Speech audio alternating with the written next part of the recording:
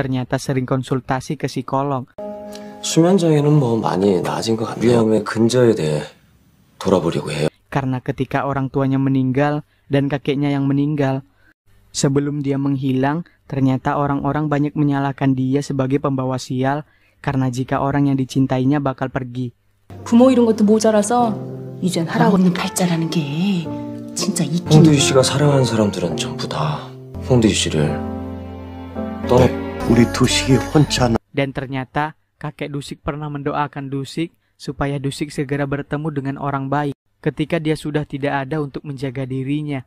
그저 좋은. Dan ternyata Dusik melihat foto Hyejin kecil dengan kedua orang tuanya. Dia pun langsung teringat bahwa dulu mereka berdua pernah bertemu.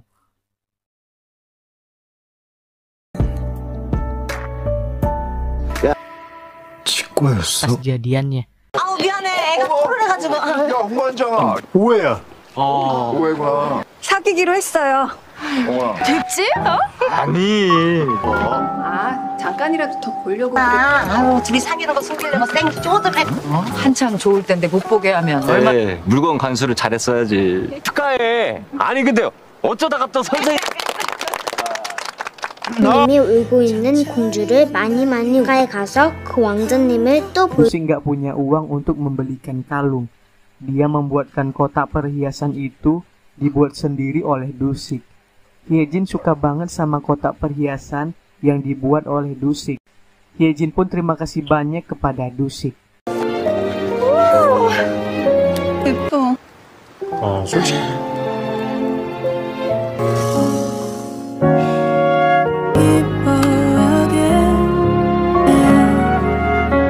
왜 남의 책을 함부로 만지고 그래? 미안해. Lalu Hyejin menanyakan apa yang sebenarnya terjadi. Tapi Dusik malah diam aja dan gak mau menjawab pertanyaan Hyejin. Hyejin merasa kecewa karena Dusik sampai sekarang gak mau jujur tentang masa lalunya dia kepada Hyejin. 그 사진 속의 사람들 다 보여줬잖아. 미안해. 왜 자꾸 내가 모르는 사람이 되려고 해? 똥반장이 누군지 모르겠어. Temuannya kepada Hyejin. 어쩌면 아주 긴 얘기가. Ketika mereka kembali lagi ke acara tersebut, tiba-tiba aja salah satu tim dari Sunghyun menghampiri Dusik dan mengatakan bahwa dia mengenal Dusik melalui ayahnya, di mana ternyata ayahnya itu adalah salah satu pegawai ataupun karyawan di perusahaan Dusik dahulu tempat dia bekerja, di mana ternyata Dusik bekerja di salah satu perusahaan dan posisinya adalah seorang asisten manajer, di mana dia menyalahkan Dusik atas apa yang terjadi kepada ayahnya dia, di mana ayahnya sakit dan juga lumpuh. Semua orang pun kaget ketika dia tiba-tiba memukul Dusik sehingga Dusik terjatuh. 김기훈 씨 알아요? 좋은 아침입니다. 아 안녕하세요 아저씨. 좋은 아침. 아니에요? 아닌데 저 집 앞에 진짜 원푸른 행사하는데. 불편하시거든요. 하반신을 못 쓰시는데. 이 개새끼야! Dan ternyata dia udah meninggal. 날인 것 같다네. 아 상님 우리 행님 나 숙제 옆에서 못 자겠어. 행 예쁜 소품. 뭐야? 어떤 남자가 지금 환자복을 입고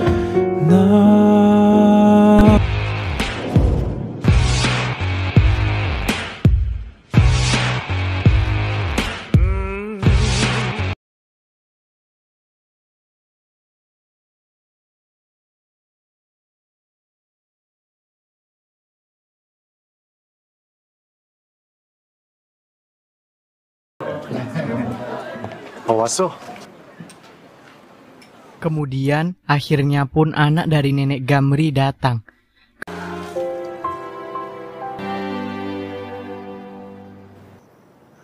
하루 종일 영정.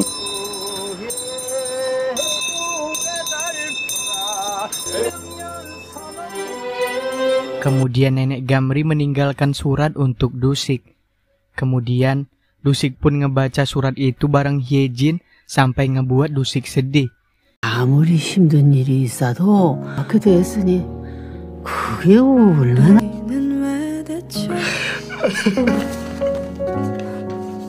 Setelah itu, Hyejin mengatakan kepada Dusik kalau dia nggak jadi menerima pekerjaan tersebut dan dia mengatakan bahwa dia ingin tetap stay di desa Gongjin. Dia memutuskan untuk tinggal di Gongjin bukan karena Dusik semata, tapi karena memang dia suka desa Gongjin. 제안을 받았어. 보고 싶어. 여기 있을 거야. 이거는 전적으로 내 의지에 따라. Selain itu, Yunchul dan Pyomi semakin mesra, di mana sekarang akhirnya terjawab misteri ketiga Gongjin. Ternyata Yunchul lah yang memenangkan lotre 1,4 miliar won, di mana sewaktu itu mamanya Bora meminta Yunchul untuk menjaga tokonya.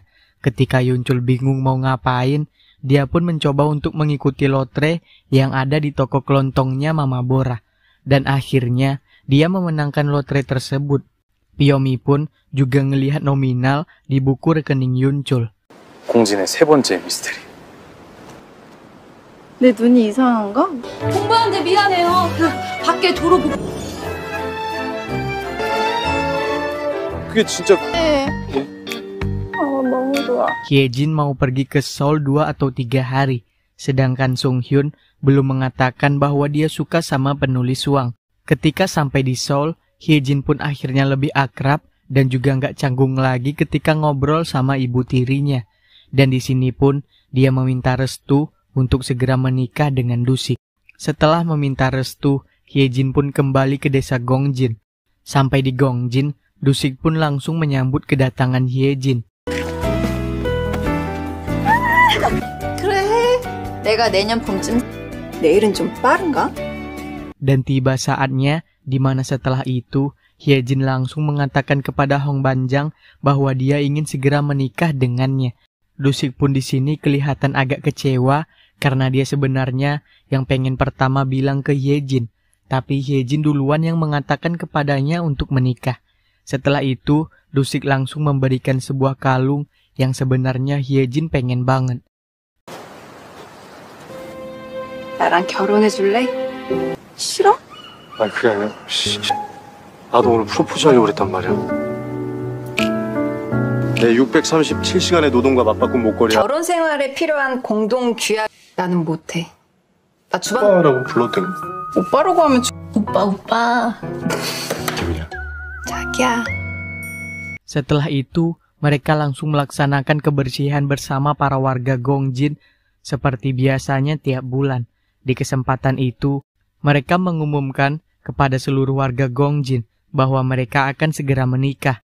Dan seluruh warga Gongjin pun berteriak karena senangnya mendengar informasi yang diberikan oleh Dusik dan juga Hyejin. 맞아, 이거 내거 맞지? 결혼한다고요.